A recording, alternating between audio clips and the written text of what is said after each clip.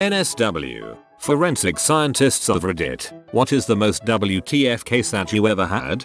A friend of mine is a CSI, and I don't know if he's posted here, but just in case he hasn't, I'll put this here. Anchorage, Alaska, 2008. A 27-year-old woman hasn't paid her rent in 4 months. The landlord gave her a bit of a reprieve because he knew she was very poor and she was in low-income housing. But after 4 months of zero contact, enough is enough, and he calls the cops to get into her place and either see her to talk or change the locks and remove her stuff to a storage shed so the apartment can be released to someone else. The cops find the front door to be bolted and use the landlord's key to get in, then find the woman dead in her shower, just sort of slumped as if she fell against the wall and slid down. The water wasn't on, and as this is AK in the winter, the water is never shut off by the city because if hot water isn't moving through the pipes they freeze and burst. The fact that her shower is off means she never turned it on, or someone turned it off. The body is taken to the morgue and autopsied at the family's request because no obvious means of death can be found. As far as the examination could conclude, she died from an adrenal surge causing her heart to stop, more commonly known as frightened to death, which yes, can actually happen in some rare cases. The body was old, but no test showed any residual drugs in her system. None were found in the apartment, nor was any sign of anyone having entered or left before the cops. The young pretty average health woman appears to have gotten into her shower, and then her heart stopped due to terror. As far as I know, that's where the story ends. No substantial leads. A friend of mine is a forensic scientist and her department dealt with burglary cases only, usually generating pretty uninteresting stuff to tell people. But her only good story is that once she got a pair of gloves found at the crime scene. She went to examine them and felt that there was something hard inside. She turned the gloves up to get it out, and out falls a thumb, ripped off at the first joint. Apparently this particular burglar was holding up a safe while his mate went underneath it, dropped the safe on his hands, ripped his hands out and ran. They obviously caught the guy. Note to self, never lift heavy things ever again. Prof showed a case where a guy committed suicide by holding 2 forks on a table, then proceeded to headbang towards it, stuck both his eyes in. Not a forensic scientist, surprise, but my mom knew a lady whose son committed suicide pretty brutally. While the parents were out, he got a shotgun from the gun cabinet, went to his room, and set it up with string and pulleys on a chair so that it would go off when the bedroom door was opened. He sat in the chair for what may have been hours. Parents get home, mom goes to check on son. Bang. That poor woman needed some serious counseling. I can't imagine the guilt, and it was pretty crappy of the kid to make one of his parents unwittingly do the dirty work for him. That's the most brutal thing I have read here, man. The guilt of the mother. This is some really fricked up crap. Father-in-law is a cop. Years ago, he got called to a scene of a suicide by hanging. The body had been there for a while. Apparently the deceased had managed to do quite a bit of damage to his neck vertebrae, because his spine had snapped and his neck stretched down several feet from the noose. The cops at the scene took pictures of giraffe neck and passed them around the department. Somehow, my wife saw the pictures when she was at the tender age of 12, which screwed her up good enough to be a suitable mate for a guy like me. Always good to hear a happy ending. A friend is a psychologist whose previous life was in crime scene photography. She went to the scene of a suicide in a garage. This guy had a project car that he had worked on his whole life. When he decided to end it all, he wanted to go with the car. So he shut the garage and turned on the engine and waited. To top it off, he had taken a bunch of pain and sleeping pills. When my friend got there, it was a good while after his death. EMTs and other specialists were there looking for details and whatnot. He was the VP of a fairly large chain of local businesses, so there was an insurance settlement to consider. My friend is in the middle of photographing the scene and the guy was laying there, pronounced dead hours ago, and he suddenly just shook hard. She thought it was a death rattle, so she kept taking pictures. Eventually the guy sat up and nodded and the EMTs were called back in to stabilize him and eventually save him. Apparently the car had run out of gas right at the moment he went out and he was pronounced dead on the scene. He couldn't talk or do much, but he had actually survived. One of the reasons I never offed myself when I was tempted. I wasn't sure I'd do it right and I was way more afraid of failing than succeeding. Forensic chemist here, who occasionally gets called out to crime scenes just to consult on evidence collection. On the first one I ever went on, a father had shot his adult son and put the body in a deep freeze that was in his bedroom. There were a ton of cops and other people from our lab there, but when the coroner asked for help removing the body from the freezer, I volunteered quickly, as I had never been that close to a dead body other than funerals, and was curious, as I helped the coroner lift the body out of the freezer, which still had a bunch of food in it too. A pack of frozen biscuits was stuck to his body. I had to pry them off of him, which was both very weird and kind of funny at the same time. I wonder if the family was still eating food out of the freezing with the dead body in it. EMT here. We had a guy who was naked, bloodied, and tortured, then left outside in -10-degree weather until he froze. We found him literally frozen maybe a day after the fact. Now, my question is, how the heck do you move a 230-pound popsicle without breaking it?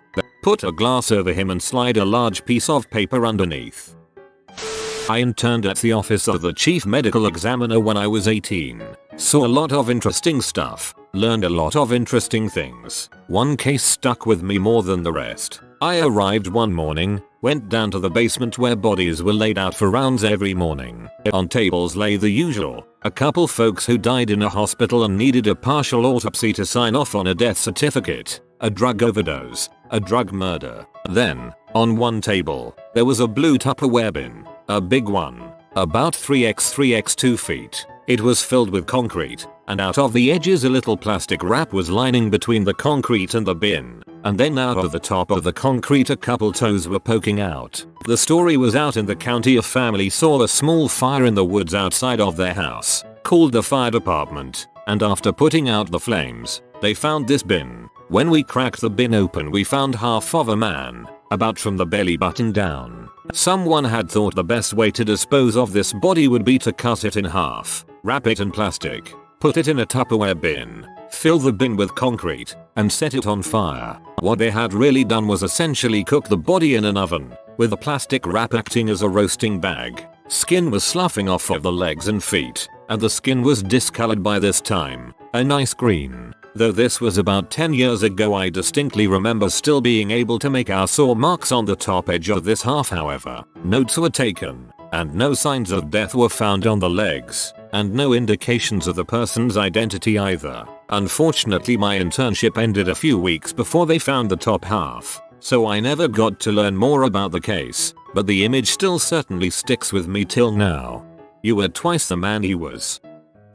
Not a forensic scientist, but a true story is good all the same. Officer I used to know was telling me of this kid's suicide. The parents had left for the day and the kid decided enough is enough. He grabbed his dad's shotgun and sat down on the sofa, with the shotgun in his mouth. He pulled the trigger. Blood, brain, and teeth covered the entire room and ceiling. The blast created a huge hole in the back of his head. Since the gun was in his mouth, he just sort of slid down the barrel. The parents come home and walk in to see their son sitting on the couch, shotgun in his mouth with the barrel protruding out of the back of his skull. Digital forensics. Drug dealers love taking photos of their girlfriends in their underwear. They also love taking photos of their stash. The geniuses hardly ever turn off location services, so each photo is geotagged. Man, 40Y. Oh, kills wife and children with army rifle. Old model, car, 3000 joules muzzle energy. Puts the muzzle under the chin and fires. The bullet takes half the face away. Blood drops led to bathroom, in front of the mirror, then to the ammo box, and finally to the place of the second and last shot to the head. And a case of someone found dead from a gunshot wound to the heart, on a bridge, without any weapon, bullet or cartridge case. Circumstantial evidence finally indicated a suicide, but we still don't know how he got the weapon to float away. The bottom of the river was searched, and nothing was found except the tools of the bridge builders. Anyone who suggests a way to make the weapon disappear in the second story, be assured that a lot of possibilities were imagined and discussed during the inquiry. The problem is, and this is where reality separates from fiction, we must bring facts to the table. supported by the traces and evidence. So, someone taking the gun, a dozen of helium-filled balloons or a wooden floater tied to the gun are all possibilities, but as long as we don't have evidence backing them, they are pure speculation, as good as any other.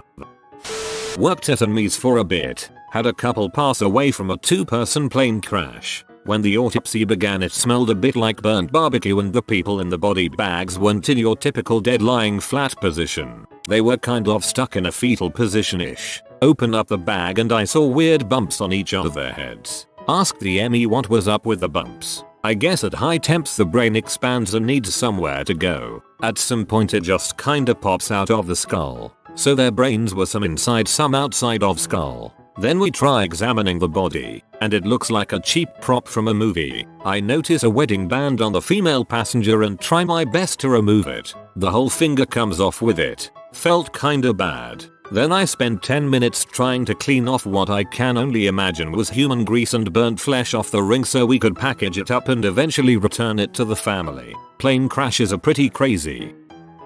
I regularly post on Unsolved Mysteries, so I thought his was fitting here. One of the best cases on Forensic Files was cold case that had gone unsolved for decades. A man told police he had picked up a hitchhiker in the evening. After the man and the hitchhiker got into a fight, the man threw him out of his car 2 miles away from his mother's house on a busy highway. The man later came home to his mother's house only to find the hitchhiker at his mother's house. He left to go call police from a payphone. This was before cell phones. The police found his mother dead in bed. The man was a beneficiary of a huge life insurance policy and was the prime suspect. The cops or anyone did not believe the man's story. It was inconceivable that the hitchhiker, who did not know where the mother's house was, could make a 2-mile journey with turns in a neighborhood to just randomly break in and kill the man's mother, who he didn't know. But there was blood at the scene and a palm print on the staircase that was not the man's nor the mother's. After some investigation, people at Hardee's did confirm that there was a man that fit the description looking to hitchhike. Still, they just assumed the man had paid the other man to kill his mother. 15 years later, after the invention of CODIS, the DNA was matched to a career criminal who definitely matched the description of the hitchhiker. After bringing him in and interrogating him, the killer had no idea he had killed the mother of the man who gave him a ride. He simply walked through this neighborhood looking for a house that looked empty and his mother's was the only one without the lights on. It's baffling. Made an account and quit lurking just for this thread. Crime scene tech here. This one stands out as I was still training at the time. Suicide by gunshot. Guy went to an indoor range and rented a monster of a revolver. A judge if I recall correctly. This thing could shoot 410 shot shells. The fourth basically blew the top of his head off. What remained of the skin from the top of his head was flapped into the skull cavity and his eyes looked like they were bulging out. Blood and brains up to 10 featuring away. Found his safety goggles about 10 yards downrange. The scariest part was he was watching others shoot beforehand. Sometimes I wonder if he planned to take others with him. It was a long time ago. Retired now. My ME unit investigated overflow cases. Basically cases that the main unit wouldn't need to waste resources on. Came down to us. We would get things like accidents and suicides. Open and shut. Sometimes we got more intense cases. The one that stuck. It was the first time they actually warned me before opening the body bag. The death was reported as an accident. He fell from the balcony of his apartment on the 12th floor into the tree beside the building, hitting every branch on the way down. Turn out his mother pushed him. The result was a grotesque mess.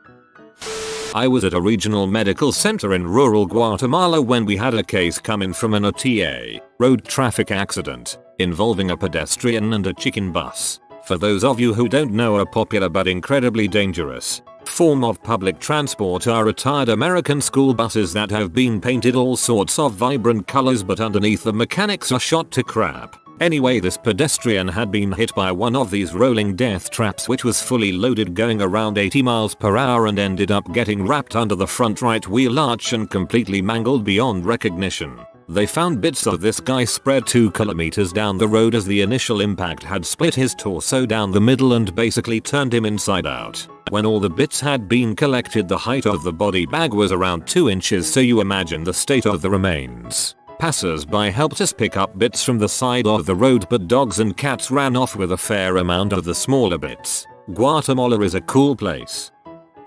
Not a forensic scientist, but I majored in anthropology with a focus on forensic anthropology. Given that, I was a fairly regular reader of the Forensic Science Quarterly. Here are a couple that I remember. Kid found on top of an elevator in a 6-story dorm. Apparently he was elevator surfing, which is just as dumb as it sounds. He somehow got his head caught in the cables and got it twisted around a couple of times. This did not immediately kill him. He died from asphyxiation. This means he had anywhere from 30 seconds to a couple of minutes to contemplate what had happened to him before he lost consciousness. Another one was sort of a mystery case. Headless corpse found in a truck in a national park. No head was to be found in the immediate area. Truck was turned on but had run out of gas. The wound was very clean. No sawing, almost like a guillotine cut. The investigating authorities were rather confused, but eventually they found a receipt in his pocket for 50 yards of nylon rope.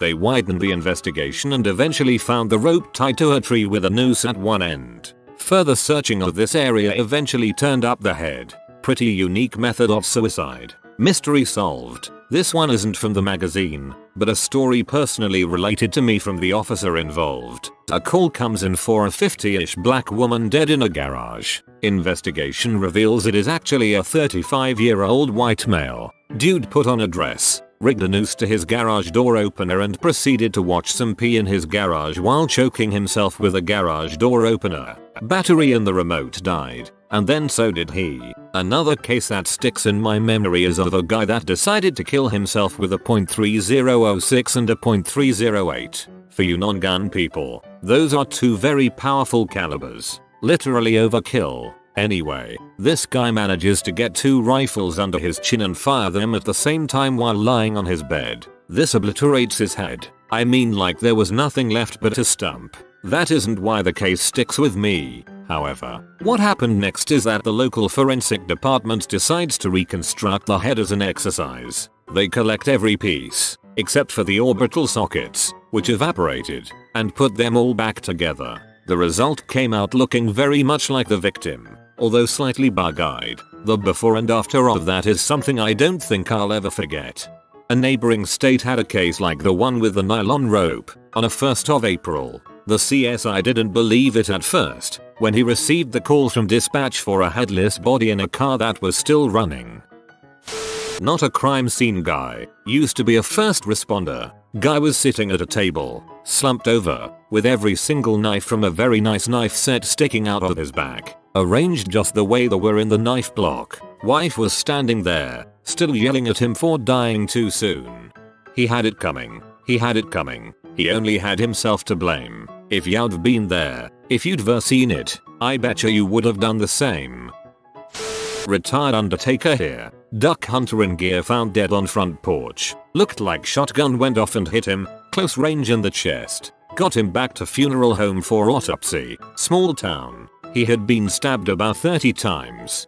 A dog was reportedly spotted laughing near the crime scene. A lot of times family would rather you declare it a suicide instead of death by autoerotic asphyxiation. I would like to add that I am not a forensic scientist. I just interned for a crime lab and always thought it was fricked up. Yep. Dude from my high school committed suicide and the school even has a day set aside to wear orange to honor the kid's death. But it turns out he wasn't suicidal, just trying to get off while using a belt and couldn't get the belt off either. His parents found him in his room naked with a belt 45 minutes later. Self-inflicted GSW. Pistol in each hand. 1 entrance wound, 1 exit wound. 2 spent shell casings. Neighbors report 2 shots fired. No bullet holes in ceiling, walls, furniture, windows, nothing. Sat at the scene for an hour with Emmy and 2 officers searching everything, but the bullets never turned up. Still scratching my head. Okay Reddit detectives, calm yourselves. It was a definite textbook suicide motive and signed suicide note. 1 gun in each hand, each fired by the deceased. No nearby windows, no open doors, no wounded victims running away into the night. Nothing was moved. There wasn't a murder. It's strange that the search turned up no bullet holes, but there are details about the deceased that would solve it for you guys that I'm not going to post online for the sake of his anonymity. Jesus guys, no open windows. There is a very large difference between an entrance and an exit wound, and he was definitely not moved. Not me but my professor. This young kid, teens-ish, was playing with a loaded gun and accidentally shot himself in the face. He then tried to write "help me" on the wall with his blood. So sad. We saw the scene photos for class. All the details of the case were never discussed, including where it happened, name, or circumstances surrounding it. A lot of cases my prof didn't even know the final outcome, so we heard a lot of interesting cases but never knew where they went. I ended up in an FS lab, so no CS for me.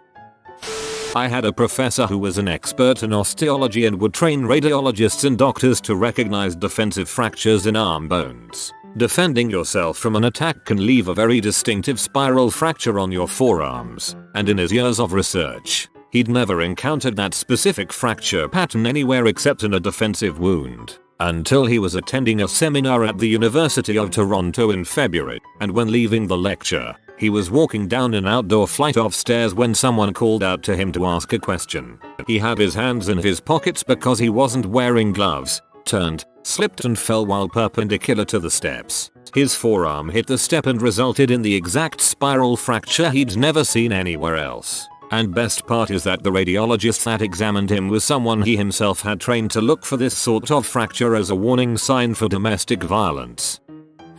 Digital forensics case. Executive was using way more data than anyone else on his record. The local IT guys took it to check it out for viruses and whatnot. Found lots of child pee. Guy got brought up on charges. Lost his job. Family torn apart. The whole spiel. We do our analysis. Find out there was a virus they was serving said pictures for a dark website. Only thing that got him off was the rate at which the data was accessed. He got fat restitution, but that won't put his life back together. Made me get out of the business because I know this guy was guilty for sure, but we kept finding little hints that suggested it was something other than what we thought. Had we missed something, he would be in jail as we speak. Couldn't sleep with that kind of burden. After things like this, I think it should be required that the whole public be notified that the person is innocent. Like, if they were to do a bit on the news, to legally notify the business of their innocence.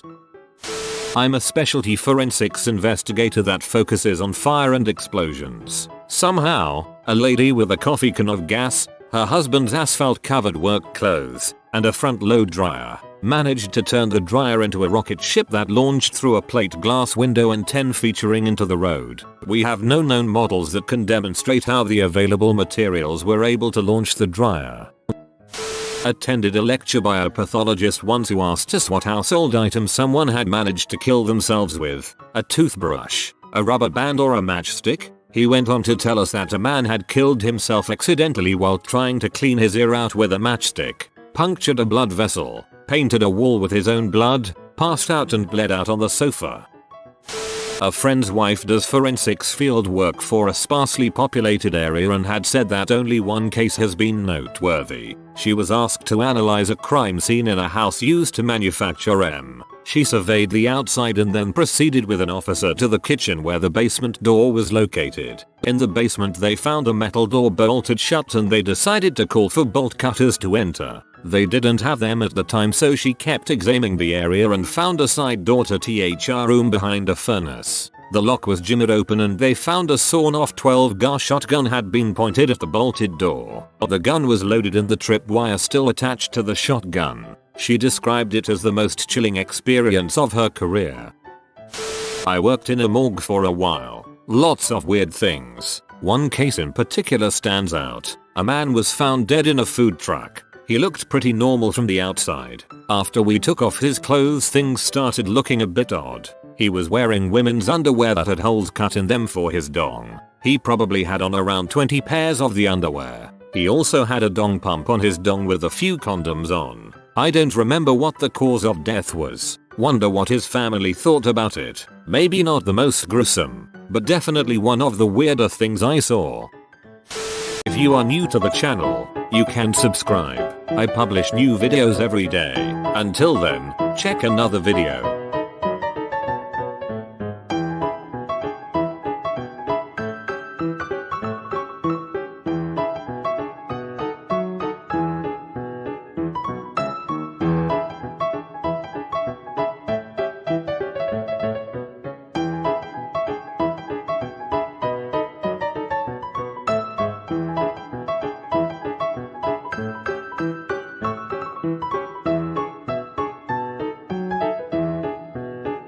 Bye for now.